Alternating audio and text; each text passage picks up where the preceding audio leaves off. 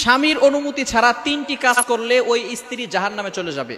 Will go to hell fire, সে জাহান্নামে চলে যাবে, সে জান্নাতে যেতে পারবে না যদি স্বামীর পারমিশন ছাড়া 3টি কাজ করে। সব সময় ভালো করে মনে রাখবেন, বিশেষ করে আমার সামনে যে সমস্ত পুরুষরা আছেন, আপনারা এই মেসেজটা আপনাদের বাড়ি পর্যন্ত পৌঁছে দিবেন। রাজি আছেন তো ইনশাআল্লাহ? বাসা পর্যন্ত পৌঁছে দিবেন, যাতে করে স্ত্রীরা এই 3টি কাজ স্বামীর পারমিশন ছাড়া না করে। সবসময় খেয়াল রাখবেন, যে সমস্ত স্ত্রীরা এই 3টি কাজ করবে তাদেরকে আল্লাহ পাক রব্বুল আলামিন জাহান্নাম দিয়ে দিবেন। এজন্য অবভিয়াসলি আমাদের স্মরণ রাখতে হবে যাতে করে এই 3টি কাজ কোনো নারী দ্বারা না হয়ে যায়।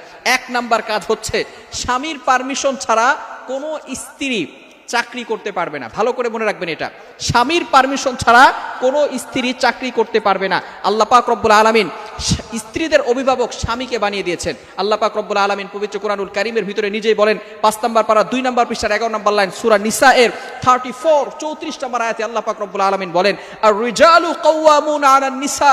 আল্লাহ পাক রব্বুল আলামিন বলে দিয়েছেন যে এখানে নারীদের উপরে পুরুষদেরকে কর্তৃত্ব দিয়েছেন, অর্থাৎ নারীদের অভিভাবক হচ্ছে পুরুষ।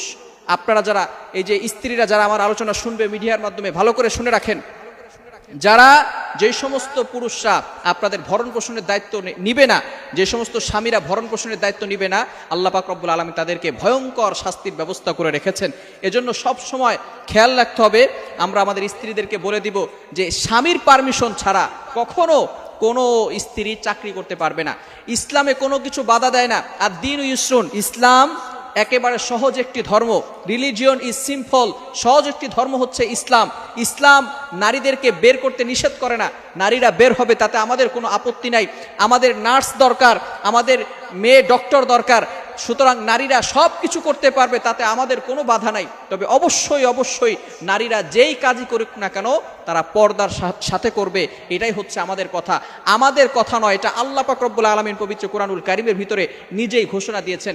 আপনি পবিত্র কোরআনুল কারীম খুলুন, 22 নম্বর পারার 1 নম্বর পৃষ্ঠার 5 নম্বর লাইন, সূরা আহজাবের 33 নম্বর আয়াতে আল্লাহ পাক রব্বুল আলামিন বলেন, ওয়াকারনা ফি বুয়ুতিকুন্না ওয়ালা তাবাররাজনা তাবাররুজাল জাহিলিয়াতিল উলা।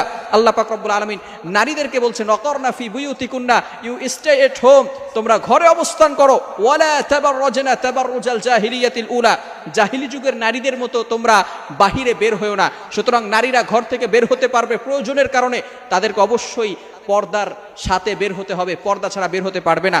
সুতরাং যে সমস্ত স্বামীরা আছেন, অনেক স্বামীরা আছে যারা স্ত্রীদেরকে কাজ করার জন্য, চাকরি করার জন্য বের করে দেয়, খবরদার এটা কখনো করবেন না। আপনি নিজে কষ্ট করেন, আপনার স্ত্রীকে কেন ঘর থেকে বের হতে দিচ্ছেন? আপনি নিজে পরিশ্রম করেন, আল্লাহ পাক রব্বুল আলামিন আপনাকে পরিশ্রম করার জন্য দুনিয়াতে পাঠিয়েছেন। আপনি কাজ করে আপনার স্ত্রীকে খাওয়াবেন, ভরণ পোষণের দায়িত্ব বহন করবেন, আপনার স্ত্রীকে কেন কাজে পাঠাচ্ছেন? অনেকে জোর করে নারীদেরকে ঘর থেকে বের করে দেয় কাজের জন্য, খবরদার এটা কখনো করবেন না। আপনি নিজে কাজ করে আপনার স্ত্রীকে পরিচালনা করবেন। 1 নাম্বার হচ্ছে, কোনো স্ত্রী যদি স্বামীর অনুমতি ছাড়া, পারমিশন ছাড়া যদি চাকরি করতে চায়, তাহলে চাকরি করতে যায়, তাহলে ওই স্ত্রী জাহান্নামে চলে যাবে। নাম্বার 2, দ্বিতীয় নাম্বার হচ্ছে খুবই গুরুত্বপূর্ণ বিষয়, স্বামীর সম্পদ স্বামীর পারমিশন ছাড়া খরচ করা যাবে না। অনেক স্ত্রী এমন রয়েছে যারা স্বামীর সম্পদ স্বামীকে না বলে নিজের বাপের বাড়িতে পাঠিয়ে দেয়। ভালো করে মনে রাখবেন, যে সমস্ত স্ত্রীরা স্বামীর পারমিশন ছাড়া স্বামীর সম্পদকে অযথা নষ্ট করবে, অথবা ভিক্ষুককেও স্বামীর পারমিশন ছাড়া দেওয়া যাবে না। আপনি স্বামীর পারমিশন নিয়ে রাখবেন, এরপরে আপনি ভিক্ষুকদেরকে টাকা দিবেন, দান করবেন, ডোনেশন করবেন, খরচ করবেন, এবং স্বামীর কাছ থেকে পারমিশন নিয়ে নিতে হবে। স্বামীর পারমিশন ছাড়া কোনো টাকা, স্বামীর কোনো সম্পদ অন্যায়ভাবে নষ্ট করা যাবে না। সুতরাং এই জিনিসটা খেয়াল রাখতে হবে। যদি কোনো স্ত্রী স্বামীর সম্পদকে নিয়ে যায় স্বামীর কাছ থেকে পারমিশন না নিয়ে, তাহলে ওই স্ত্রীকে জাহান্নামে যেতে হবে। নাম্বার 3, তৃতীয় নাম্বার হচ্ছে, স্বামীর পারমিশন ছাড়া নফল রোজাও রাখা যাবে না। গুরুত্বপূর্ণ বিষয়। আপনি মনে করতেছেন এটা তো আল্লাহ তাআলার ইবাদত, আমি আল্লাহ তাআলার ইবাদত করছি, সুতরাং এখানে স্বামীর পারমিশনের কি দরকার? নো। নফল রোজার থেকে স্বামীর সাথে আপনি বসে বসে গল্প করবেন, স্বামীর সাথে আপনি সময় কাটাবেন, নফল রোজার থেকে আল্লাহ পাক রব্বুল আলামিন এখানে আপনার বেশি সওয়াব দান করবে। বলেন সুবহানাল্লাহ। ভালো করে মনে রাখবেন, কখনো স্বামীর পারমিশন ছাড়া নফল রোজা রাখা যাবে না। হ্যাঁ, ফরজ আপনাকে রাখতেই হবে, তবে নফল রোজা অবভিয়াসলি আপনি স্বামীর পারমিশন নিয়ে তারপরে রাখবেন।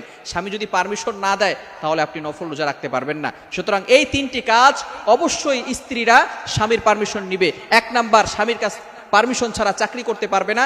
2 নাম্বার স্বামীর পারমিশন ছাড়া স্বামীর সম্পদ নষ্ট করতে পারবে না। 3 নাম্বার স্বামীর পারমিশন ছাড়া নফল রোজা রাখতে পারবে না। আল্লাহ তাআলা আমাদের সকলকে এই সমস্ত দিন ভালো করে বুঝে আমল করার তৌফিক দান করেন।